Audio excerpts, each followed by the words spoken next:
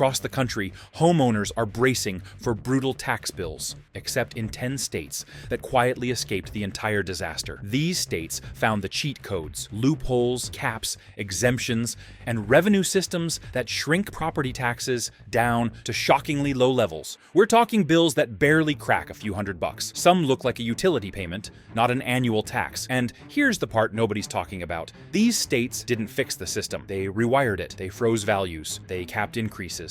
They shifted revenue away from homeowners entirely. And while the rest of the country is drowning in reassessments, these states barely feel a ripple. So let's break down the 10 states where property taxes are basically zero, and whether your state could join them next. Wyoming, low taxes. Because the state does not rely on homeowners, some places keep costs steady, not through luck, but through a revenue structure that barely touches the homeowner at all. The proof sits in the tax rolls. In counties where assessed values jumped more than 30% in a single cycle, the actual tax bill often barely moved. You can trace that directly to the revenue structure. Wyoming leans heavily on mineral and energy income, which means homeowner dollars are not the lifeline they are elsewhere. Consider a modest house assessed at $500,000. In many states, that translates into an annual burden well above $4,000. In Wyoming, the bill often falls under $3,000, and in some rural counties, well below that. County documents confirm it. Even when reassessments arrive with a higher number, the mill levy does not surge to meet it. That restraint is built into the culture of the place. Residents expect predictable costs. Local governments budget around that expectation. What matters is the ripple effect. When your fixed costs stay stable year after year, decisions become simpler. There is less pressure to downsize, less pressure to relocate, less pressure to gamble on timing. And for anyone tracking long-term affordability, that stability carries more weight than glossy brochures or headline promises. Wyoming's model does not rely on sudden corrections or temporary rollbacks. It is a structure that holds even when markets shift. That is why the state appears on lists like this one, and why people paying attention often place Wyoming higher than expected. Another state takes a different path, using old valuation rhythms to create low bills that quietly diverge from real assessments. Alabama, old assessment schedules that keep bills far below market reality. In some regions, the tax burden stays low simply because the system moves slower than the market racing around it. It does not update values the moment prices surge. Instead, it moves at its own deliberate pace, and that slow movement is what keeps annual bills far lower than many people expect. In counties like Baldwin, assessed values rose sharply over the past few years. Homes that once carried assessments under $200,000 jumped closer to $300,000. But the surprising part is what happened next. The tax bill barely followed. Effective rates often settle near 0.4%, leaving many households with annual obligations under $800. County documents confirm the pattern. The formulas simply do not catch up fast enough to match the real market. That slow process becomes an advantage for anyone watching long-term costs.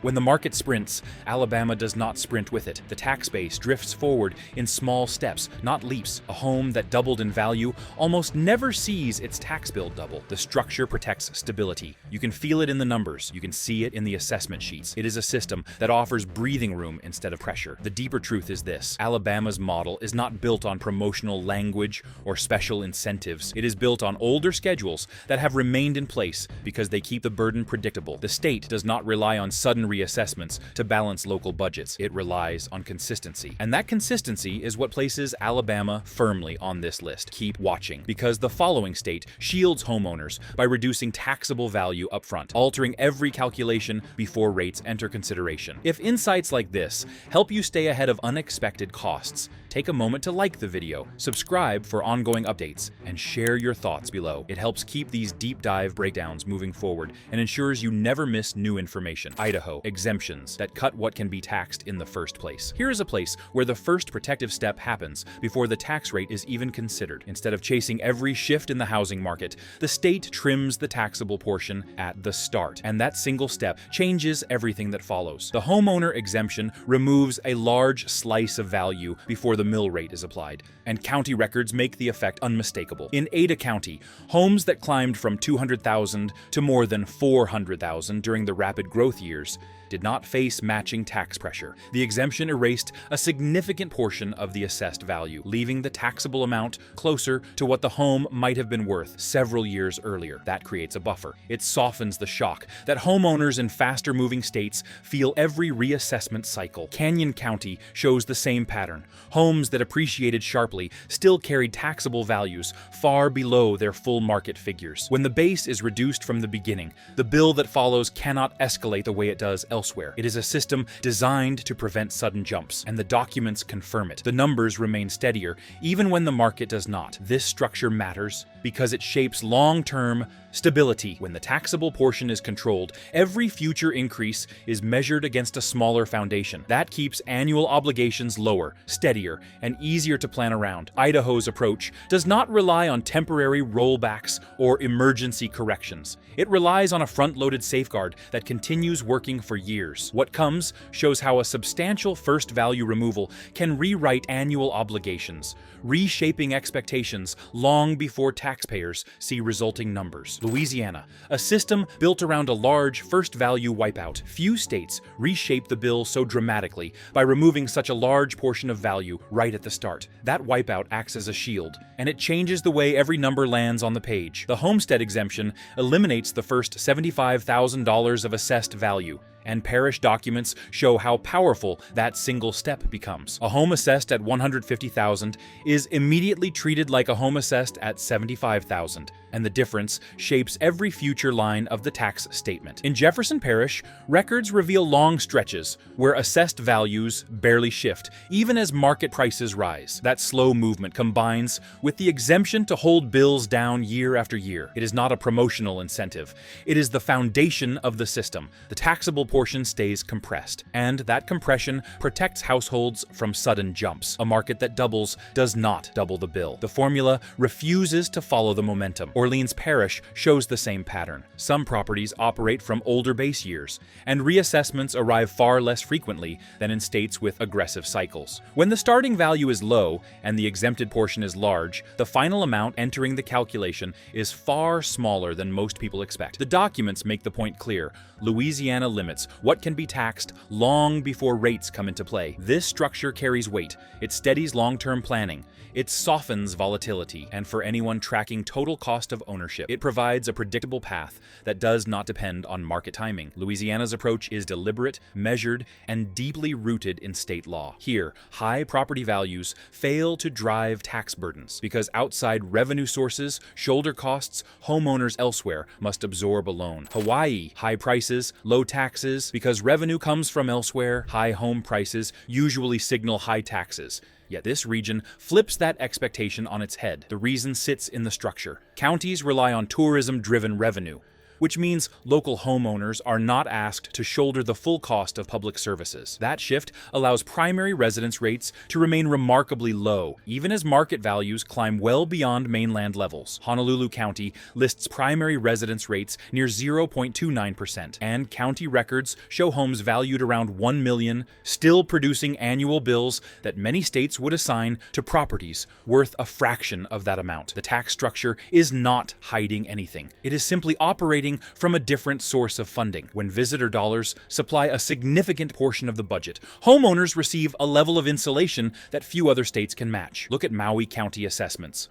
Homes that rose from $500,000 to more than $800,000 during recent surges did not see proportional tax increases. The rate held steady, and the bill rarely reflected the full spike in market value. That restraint offers a predictable path for long-term planning, especially when fixed costs matter more than fast-moving appraisal cycles. What becomes even clearer is how consistent the pattern remains. Hawaii does not depend on emergency rollbacks or temporary legislation to reset its tax base. The system is designed to stay balanced through a blend of tourism revenue and controlled residential rates. The result is a stable bill in a place known for dramatic housing prices. Another region demonstrates how legal ceilings on annual increases stabilize expenses, preventing sudden spikes even when surrounding markets surge unexpectedly. Nevada, caps that stop tax bills from spiking overnight. Some tax systems push upward without restraint, but this one enforces a ceiling so firm it reshapes the entire bill. For primary residences, the annual increase cannot exceed 3%, and county records show how powerful that limit becomes when the housing market moves faster than expected. In Clark County, homes that appreciated more than 20% in a single year still produced tax bills that rose only 2.8%. The contrast is documented and consistent. This cap cap works because it disconnects market speed from tax speed. A home purchased at $400,000 may climb quickly to $500,000, yet the cap keeps the annual obligation grounded. That difference can save hundreds of dollars every year, and over a decade, it becomes a buffer against the unpredictable nature of real estate cycles. Nevada ties the bill to stability, not volatility. Washoe County records reveal the same pattern. Homes that surged during competitive buying seasons rarely faced matching tax increases. The cap sets the ceiling before the calculation begins, ensuring that homeowners do not absorb sudden shocks, even when the market behaves unpredictably. It is a predictable formula. It is not dependent on temporary rollbacks or special exemptions. It is simply the rule. Nevada's approach matters because it gives households time to adjust, rather than react in a panic. When taxes rise slowly, long-term planning becomes more manageable and far less uncertain. There is room to breathe through changing markets. There is room to prepare before new assessments arrive. This measured pace protects families from the sudden cost spikes that often appear in faster-growing regions where values jump without warning. By controlling the rate of increase, the state creates a steadier financial path, allowing homeowners to make decisions with clarity instead of fear, even when surrounding markets surge unpredictably. Watch carefully, because this landscape shows what occurs when modest home prices naturally anchor tax bills without artificial caps or exemptions. West Virginia, low values is equal to naturally low taxes, no gimmicks needed. Affordability sometimes comes from the simplest force of all, a housing market that refuses to inflate beyond reach. There is no elaborate exemption structure. There is no hidden program tucked into a budget document. What keeps property taxes low here is the value of the homes themselves. When market prices stay grounded, the tax bill follows, and county records show just how far that logic reaches. In McDowell County, annual payments often land under $300. The figures are public, the assessments are modest, and the mill rates have remained stable for years. A home assessed at $50,000 generates a bill that some states would consider a monthly obligation,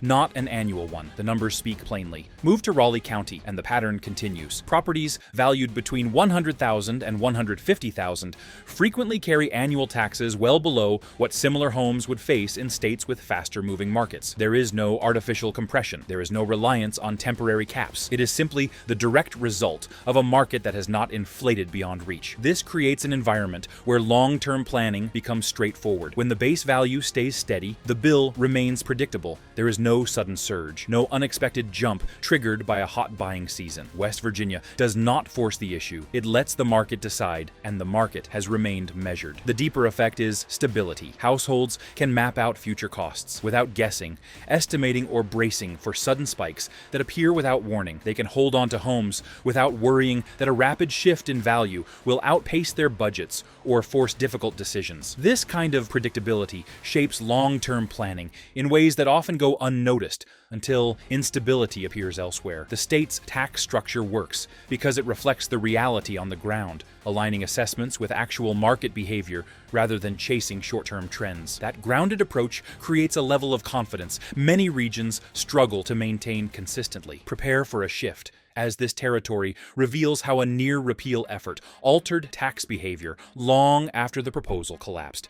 If you want clear guidance that cuts through noise and highlights what truly affects your budget, make sure you subscribe. New reports are already unfolding, and upcoming updates will help you stay prepared before the next round of changes reaches your community. North Dakota, a near repeal that still reshaped the tax landscape. Every so often, a proposal is bold enough to leave a mark, even when it never becomes law. That attempt, even though it ultimately failed at the ballot box, reshaped the financial landscape in ways that still show up in county documents today. The proposal was bold: replace homeowner tax revenue with oil-driven income and eliminate the annual bill altogether. It was a sweeping idea, and it triggered a statewide re-examination of how much homeowners should actually be contributing. Ward County records reveal what happened next. Mill levies began drifting downward, not through sudden legislation, but through budget adjustments made during the debate itself. Leaders started planning for a world where property taxes might vanish, and that planning produced lower effective rates, even after the repeal effort stalled. A home assessed at $250,000 often generated a bill well below what the same value would command in neighboring states. The numbers now reflect the momentum of that discussion. In Burleigh County, the story follows the same rhythm. Assessed values rose in recent cycles, but tax obligations did not match those increases. The potential repeal forced local governments to reconsider reconsider spending habits, and once those habits changed, the impact stayed in place. Homeowners now benefit from a leaner system shaped by a debate that never fully concluded. This matters because it demonstrates how policy conversations can alter outcomes even without passing into law. North Dakota's attempt signaled that residents expected a lighter burden, and the counties responded in ways that reshaped expectations across multiple regions. Mill levies shifted, budgets adjusted, and long-standing assumptions about revenue needs were reconsidered. The bills that follow are the proof, reflecting tangible changes influenced by the debate itself. Even without formal adoption, the proposal created momentum that continues to affect homeowners today, showing how dialogue alone can redirect the financial trajectory of an entire system when the pressure becomes impossible to ignore. Here unfolds a region where mandated valuation reversals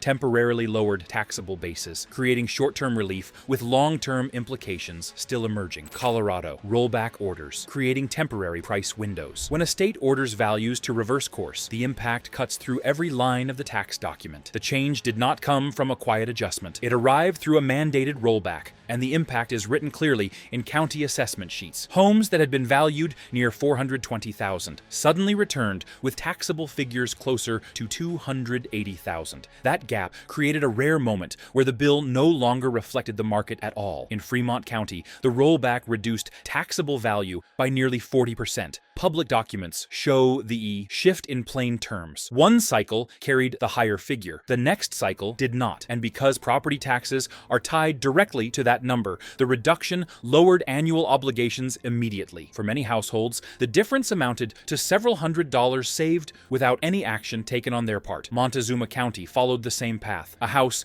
that had surged past $350,000 during the recent boom suddenly carried a taxable base far below that number. The rollback signaled not just a correction, but a pause. It opened a temporary window where costs declined even though the local housing market had not cooled at the same pace. These windows do not last. Assessment cycles continue, market forces return, but for now, the lower taxable values remain in place. What matters is the timing. Rollbacks create a short interval where fixed costs dip before they inevitably climb again, giving households a rare moment of breathing room. County leaders have already acknowledged that future assessment cycles will likely move upward once the temporary relief expires, restoring values to levels more aligned with current market conditions. Even so, the present moment still stands as an unusual opportunity. Tax bills reflect the reduced figures, not the higher valuations lurking ahead. The window remains open for those paying attention, though no one can predict precisely how long that opening will stay in place. Ahead lies a system